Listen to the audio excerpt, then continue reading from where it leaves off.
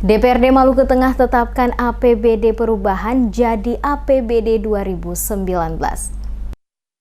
DPRD Maluku Tengah menetapkan rancangan APBD perubahan menjadi APBD 2019 dalam rapat paripurna yang digelar di gedung DPRD Maluku Tengah dan dihadiri seluruh anggota DPRD serta perwakilan pemerintah yang diwakili oleh Sekda Maluku Tengah. Ketua DPRD Maluku Tengah Ibrahim Ruhunusa dalam paripurna tersebut mengatakan setelah sebelumnya telah melewati proses pembahasan bersama masing-masing komisi yang ada di DPRD Maluku Tengah bersama mitra pada setiap OPD. Oleh karena itu pada kesempatan ini, maka DPRD secara sah dengan suara bersama telah menyetujui RKA RAPBD perubahan tahun anggaran 2019 menjadi APBD 2019.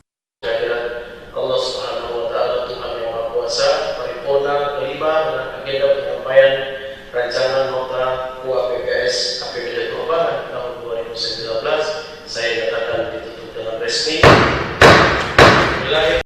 Sementara itu, Bupati Maluku Tengah yang diwakili oleh Sekda Maluku Tengah, Rakib Sahubawa, dalam sambutannya menyampaikan ucapan terima kasih dan penghargaan kepada seluruh anggota DPRD yang pada masa penghujung tugas dan tanggung jawabnya sebagai anggota DPRD Maluku Tengah telah mampu menyelesaikan penetapan RKA RAPBD perubahan sebagai APBD 2019. Dengan telah disahkannya rancangan APBD, perubahan menjadi APBD oleh DPRD Maluku Tengah adalah sebuah langkah positif dalam upaya mewujudkan kualitas hidup dan kesejahteraan masyarakat menjadi lebih baik, tidak terkecuali untuk mengefektifkan tugas-tugas pemerintah dan pembangunan di segala bidang.